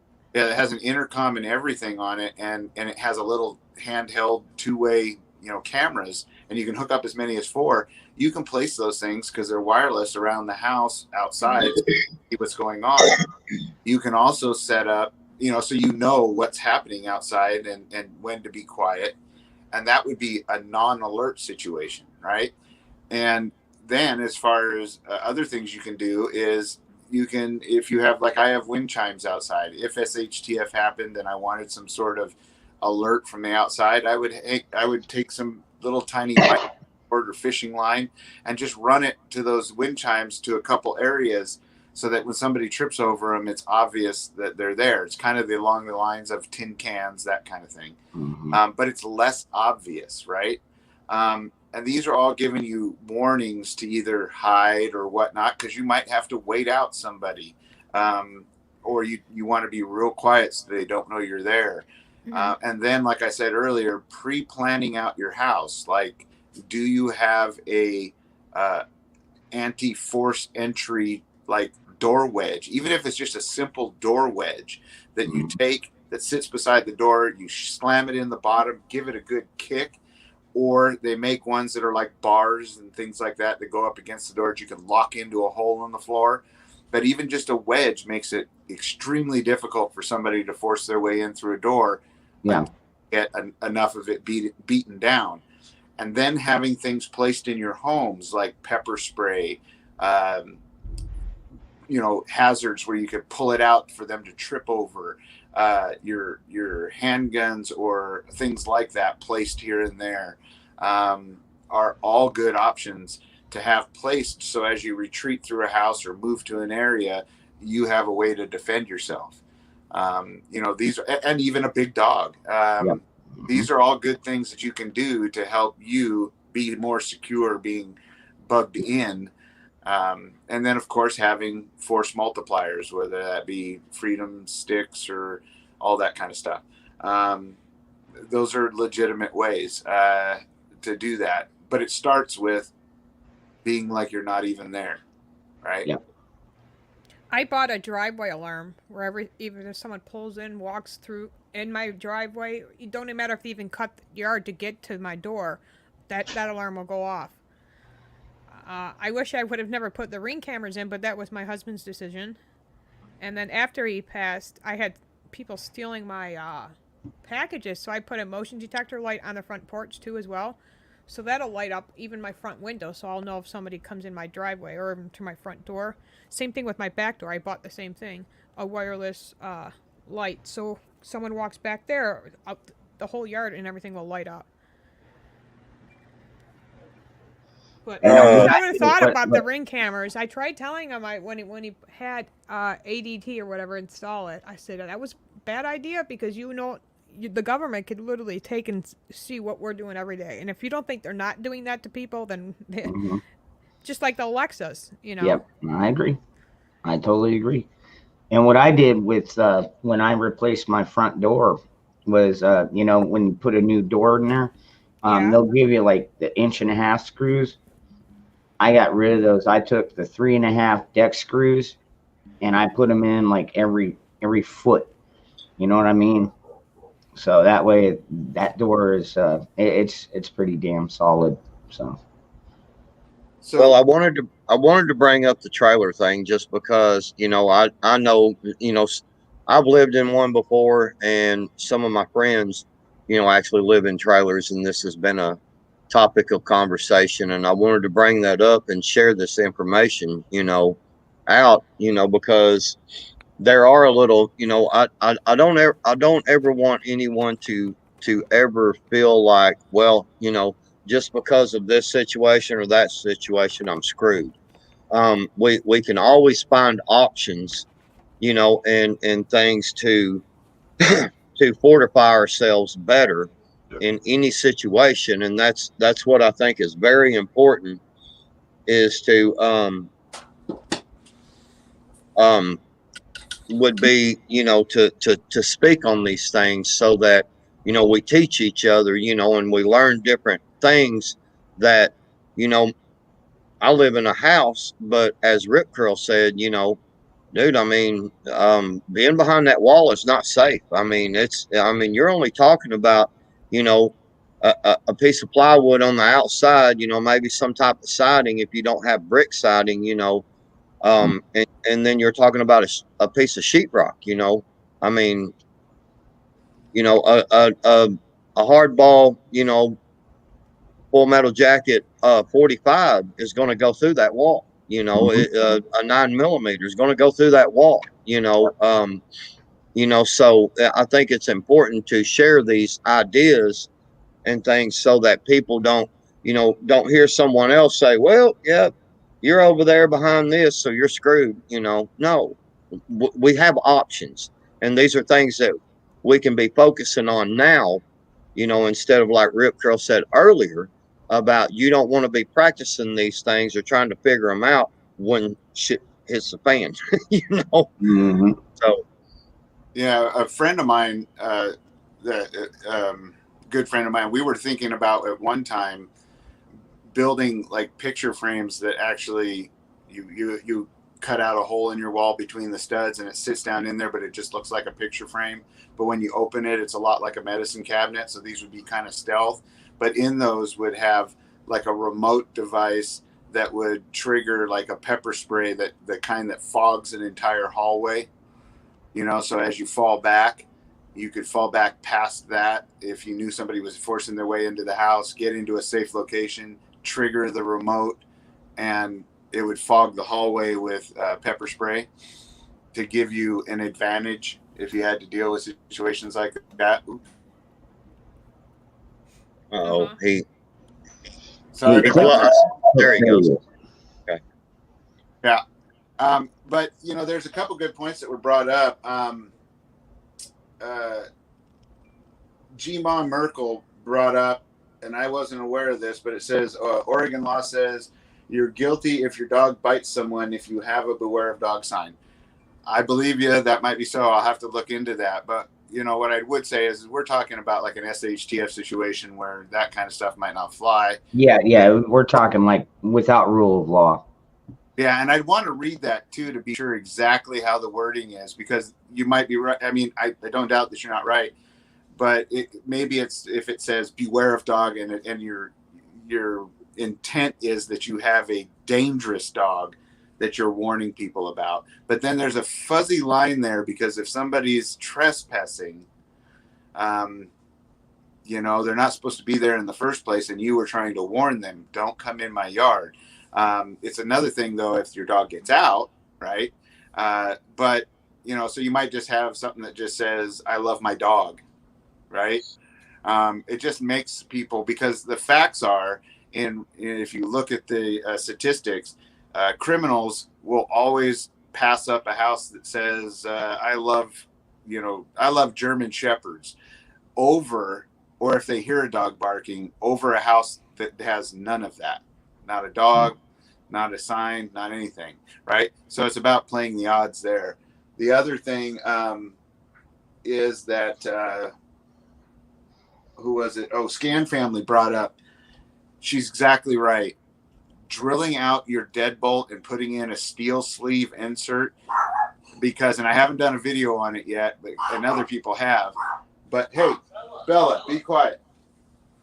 Other people have, there are, I mean, you can pick a lock easy. I used to, I have a lockpick kit, and I was taught how to do it because it never fails that customers would call and say, I lost my key, right? Or I locked myself out of my house. Can you get me in? And being the builder, it's like, well, we're not in the habit of keeping people's keys, right? That wouldn't be real honest.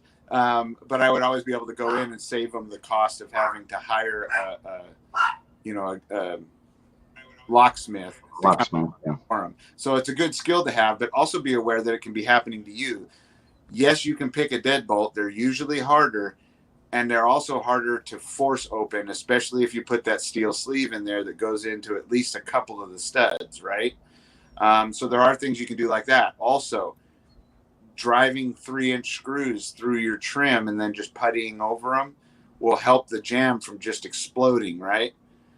And coming loose. That's another thing you can do. I mean, that's what I did. Yeah. Criminal or a bad person wants in your house, they'll figure out a way.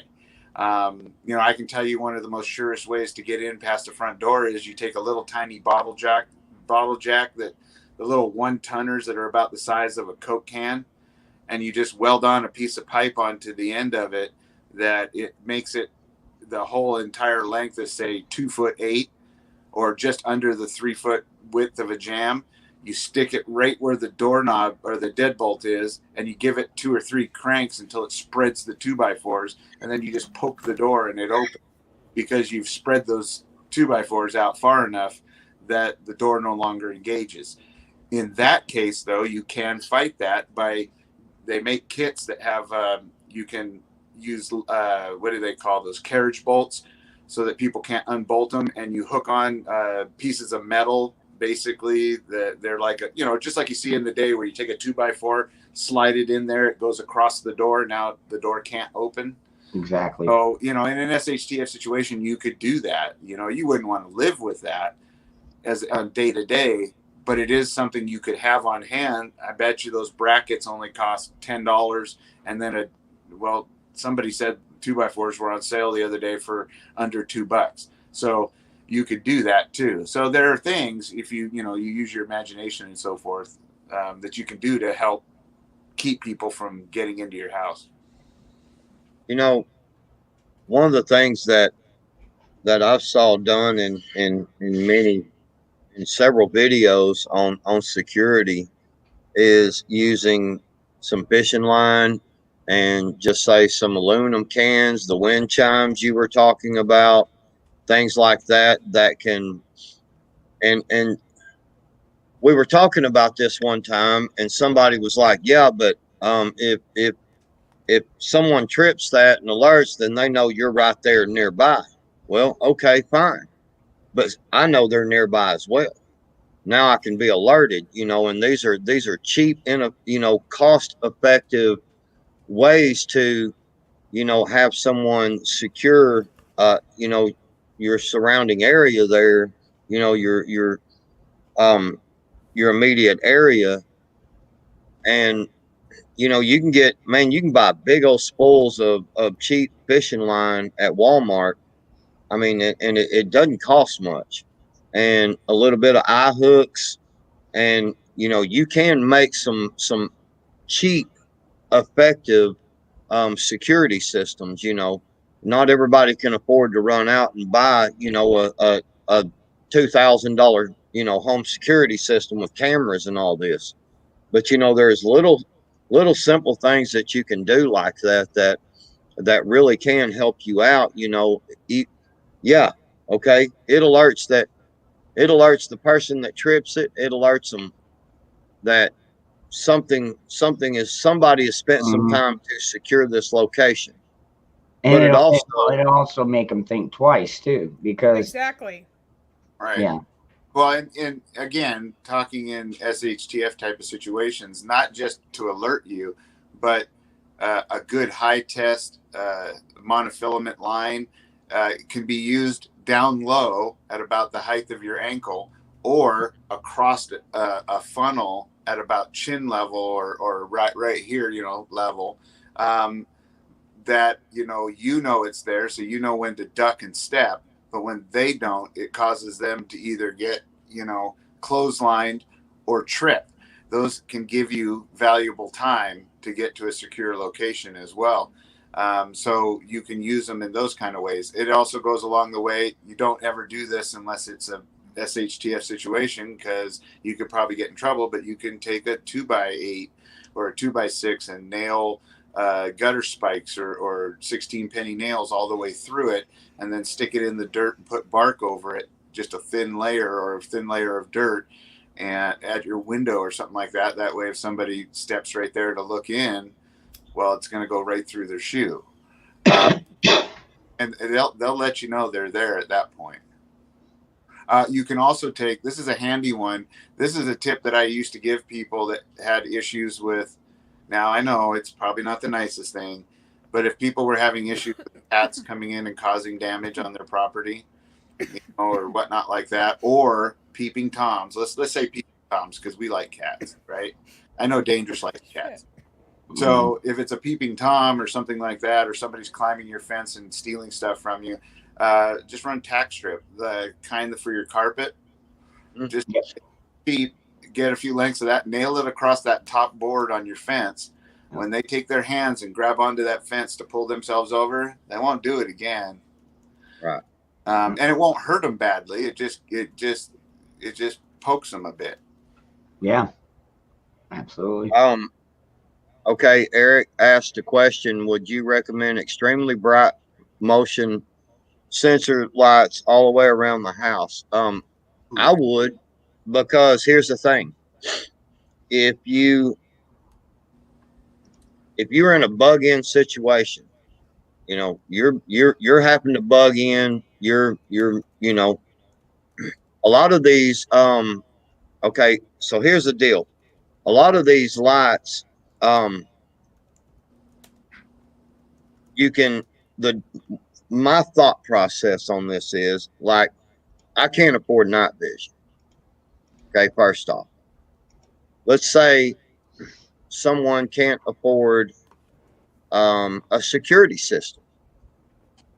Okay, I'm here.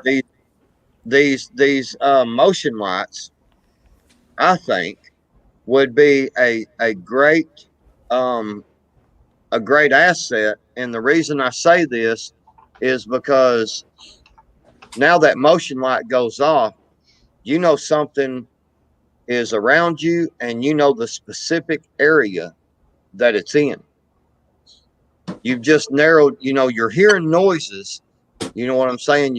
Something's outside. Mm-hmm. Now that motion light goes off, and that gives me a more of a pinpoint area now to focus on. Yep. Obviously, do not take your focus off of the rest of the area as well, but it gives you more of a focus on one single area, to where you're like, okay, I know I'm going to still watch, your 360, you know what I'm saying, as much as possible, but now I can focus more on this area right here. Mm-hmm. You know what I'm saying? It's like okay, wow, something's happening here. Something's happening on this side of the house. That's my thought process on it. I mean, any kind of security whatsoever, because when that light pops on, if someone's creeping around your house and that Exactly. light pops on, I can Yes. guarantee you the first thing they want to do is get out of that light source.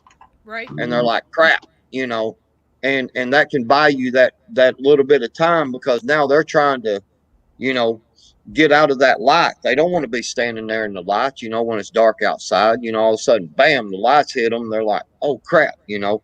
Yep. They're So that buys you time. That's my thought process on the motion lights. If you know, because a lot of people I notice more and more, including myself, you know, I don't at this time I don't have money to be throwing around, you know. So if I can find some, you know, a lot of these motion lights now come in these LED lights, and Yeah. man, they're bright. I mean, They they're are. freaking bright. That's why I put them in And the front of the house and the back of the house. if I'm not mistaken, don't a lot of these motion lights now have off and on switches? Yes. Yeah, you'd want So if you're you'd want to make it that you have the option of turning them on manually or not. Yeah, right, Yeah. and that's why I brought that up, because if, let's say now that nothing's happening, everything's good, you need to go outside for something at night, you're using your night as part of your concealment, and you walk out there, and as you approach, you know, underneath where the light is, you can turn the light off, and now you can move about in your yard or wherever, you know, to go out to get something, to do whatever it is you need to do in the concealment, and you've got that area cordoned off now with the light off, and now you can move around in night without, you know, people seeing you. Then when you come back in, you know, you turn your light back on, you come back in the house, now you've got your lit up security. Yep. Yeah. For people that, you know, because a lot of these motion lights are not that expensive, you know. No, not at Mm-hmm. all. no, and in fact, you can get little inexpensive ones. They're not bright, but they will alert you at Harbor Freight that are basically battery operated. You can hang them anywhere, and they'll kick on if something walks in. It has a little LED light, so it doesn't eat batteries that much. Um, and they also have a photocell on it, so they only work at night. So that's another nice feature. And they're like, I don't know, like under $20 or something. I like like the solar ones. Yeah, and you know, Ron Stryker brings up a good point. You can even alternate in there one or two, you know, if you have the areas in your house to do so, is an infrared light or an IR illuminator that is triggered by motion. And especially if you have cameras that, of course, most security systems now have night vision, right? Mm-hmm. Or they can see at night. Well, Yeah. the reason they have small little illuminators that they use to help brighten things up. But if you had a big one that came on as well, it could make it like daytime in that camera vision, and you'll be able to see what's happening out there. Same way you would use it with, you put an IR illuminator, a bigger one on your rifle if you're running night vision. So that's also, and that's if we're talking about being gray, and say, for instance, like with KM, and she doesn't want anybody to know she's there, then instead of big bright lights, an IR illuminator might be a good idea if she has a camera that can see it, right? Yeah. So Yeah. I That like the that option and that to have a they're not driveway super alone. expensive either. I think I bought a set of 4 of them for like $120, right, and so I've got 4 of them, and they're set up to a board down here. Plus, they can also link through my phone.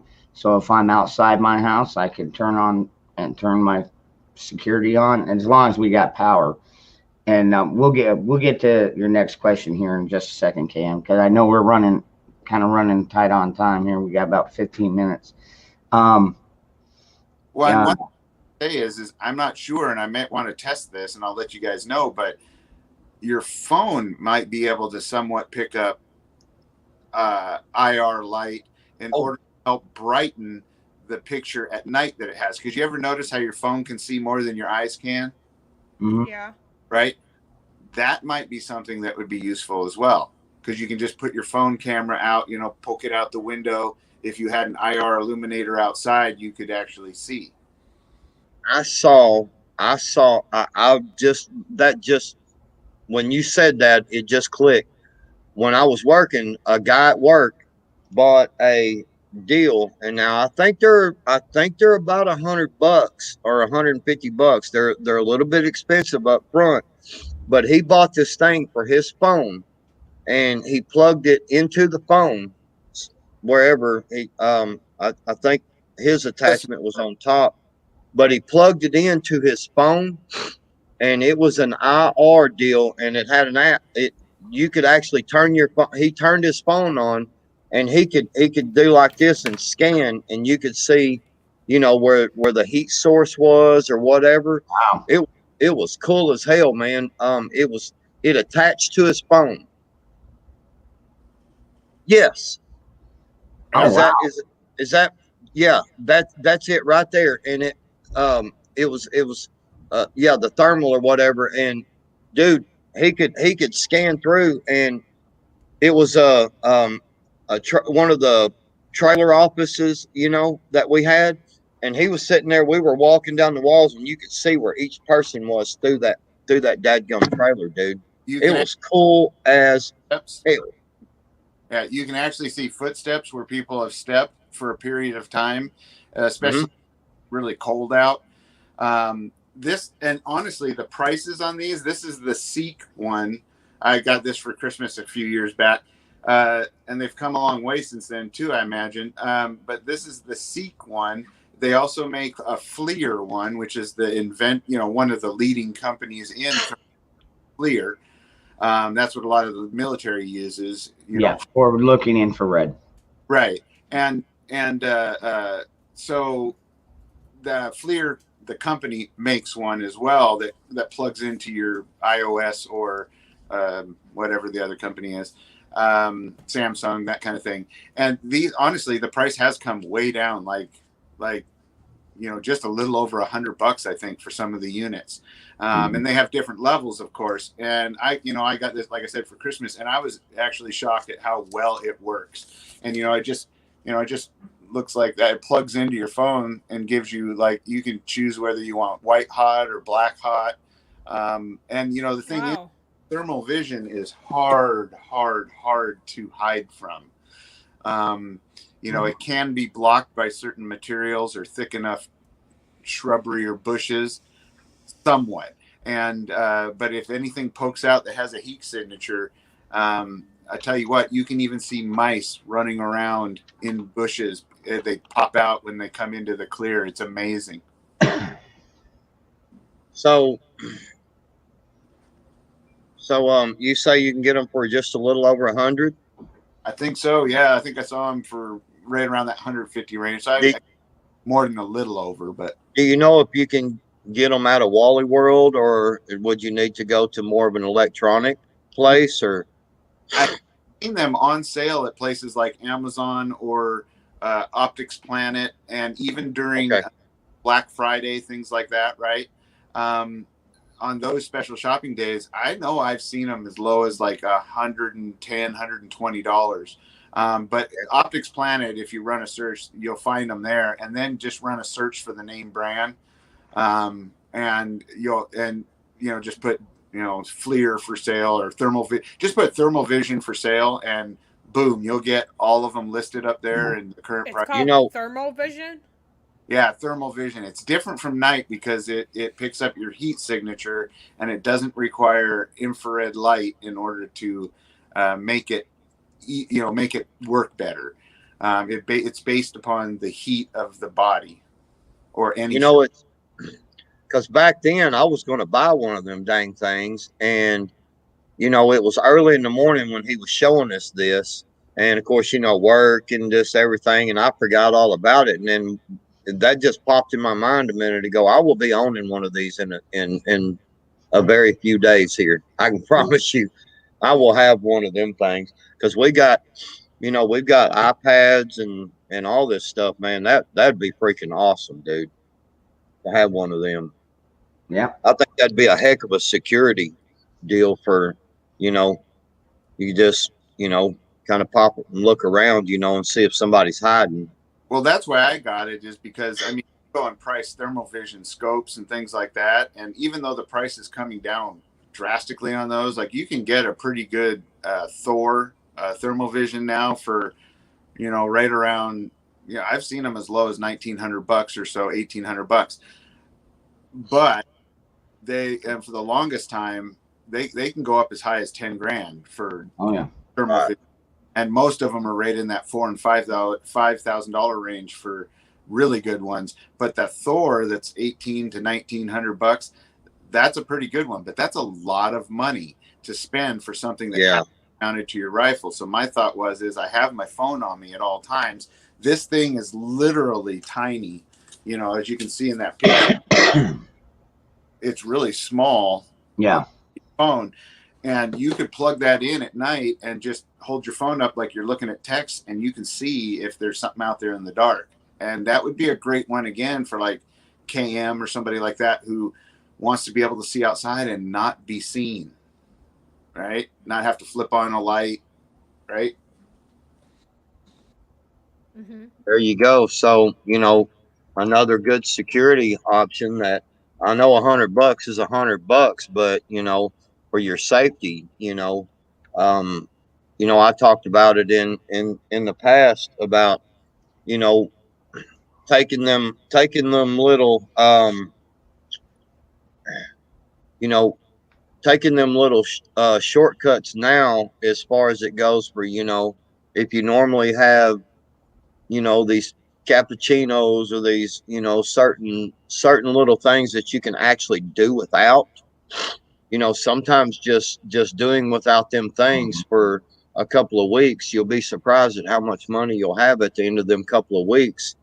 And you can use that money towards some of these items like that little camera system for your phone, which will give you I mean, what is your security worth? You know what I'm saying? Yeah. Well, and here's another option for you. Okay, so I just looked that one up. The one I just showed you guys and the FLIR, they both have models now that are about $160, $169. Okay, and because they're not on sale right now, of course. But that's not for you, like you say, for your security, not a lot. But check out Harbor Freight, because I know I got one of those whip cameras like you see in the spy movies, what you can put under a door and see an entire room, right? Yeah. And it was on sale for like, $49, right? I'm pretty sure I saw the other day that they have a thermal vision one now. And so, but it's not something tiny like that. It's like, it looks just like one of those temperature guns you use, or like when they do your forehead and they go beep, right? Mm-hmm. Just like one of those, but it has a screen on the back, so it's a little bigger, and I believe it's thermal vision too. And Harbor Freight, a lot of their stuff now is really stepped up, and they work well, especially for the money. So check that out too. Man, that's such great information. Like I said, I've really tried to focus on trying to help those that don't have much, because I see it a lot in chat, and trust me, I get it. I went all the way to Little Rock to train today, and I passed several gun stores, and especially with my wife and kids on vacation, I just do not have the extra money to stop and see if I could, find some ammo or whatever, so I had to go down there and then, come back home. And I mean, it's just something that, is just a part of life right now. And for a lot of people, and including myself. But, you know, there are little things, that normally, I would have stopped at the store on the way down. I would have stopped at the store up, on the way back. I did eat out today at the Daisy Queen or whatever, Dairy Queen or whatever it's called, Dairy Queen, and got one of them little meals just because I hadn't done it in a long time.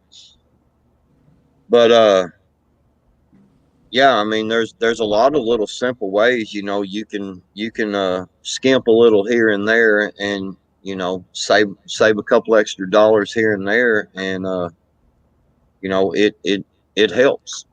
Well, and it's all about priorities too. And like I said, Right. you'd be surprised how quickly $5 a week can add up. Yeah, and that's the thing, brother. I mean, I'm not like sitting here penniless or anything, but the priorities of the things that I want, you know what I mean, that I'm still wanting to add to my preps and so forth. The priority of that overrides, because like the ammo thing, I've got a lot of ammo. You know what I'm saying? I'll just leave it there. Because I've been buying ammo for years, and it's one of them things where, man, you just, I don't know, like I said, it was, on the way down there and on the way back, I was like, I know I want this, I know I want this, and I know I want this. And, I can't afford these couple of items that I'm wanting right now just yet. But at the same time, I I didn't have any apologize. extra. Speaking of You're right. alarms, Rips Rip's house will detonate in 5 seconds. I know, right?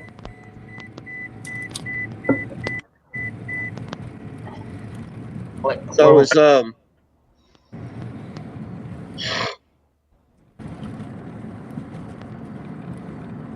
the heck is so that? does anybody in the chat have any other questions? Because it looks like we got about 6 minutes or so left. Are you Does going live anybody? on your After Dark thing too tonight? yeah, I will probably. It depends on. I don't know who else has a live stream going on. Yeah. But yeah, probably in about an hour or two tops after this. I want to keep these to about two. Oh, well, I can do this. I want to keep these to about 2 hours.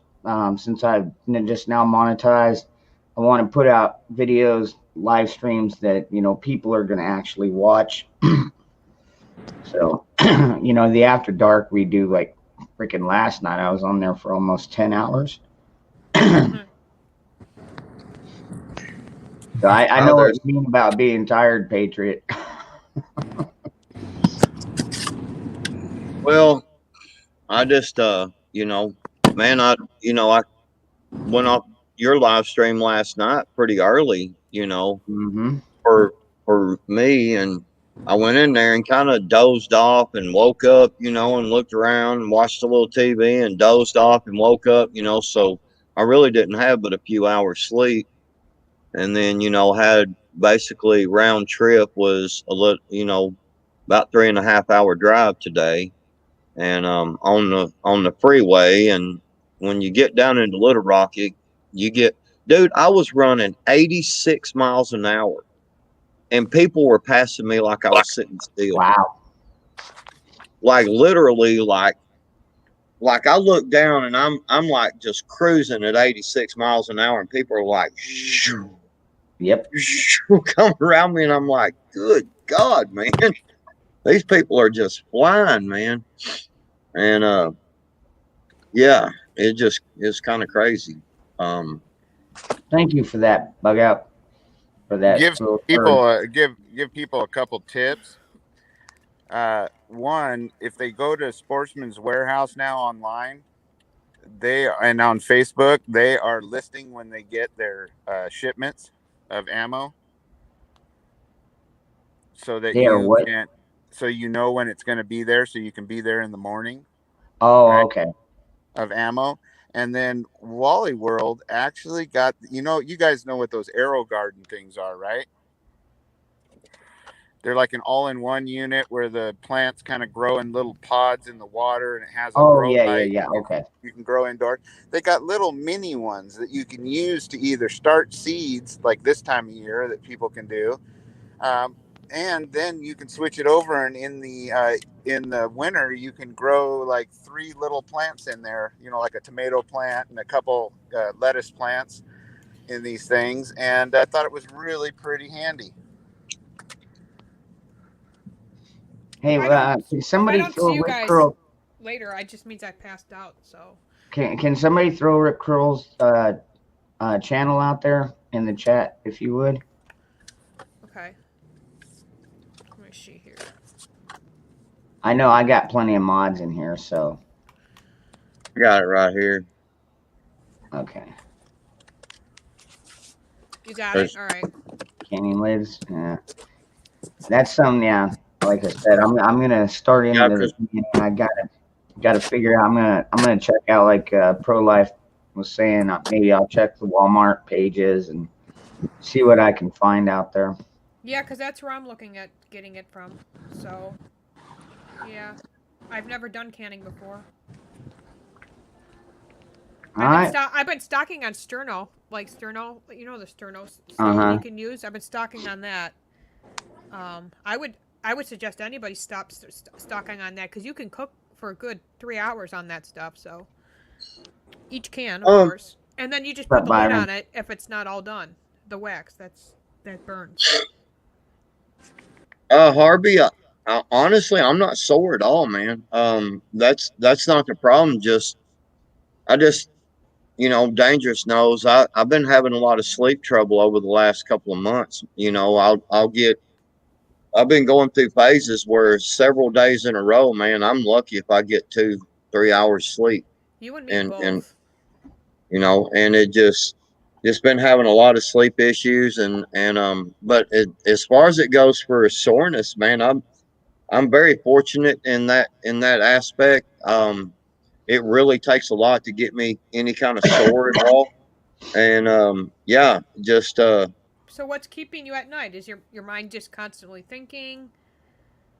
yeah, That's mine just too. just, just I constantly thinking, just constantly, thinking of different scenarios and different things that could happen, and how can I do this?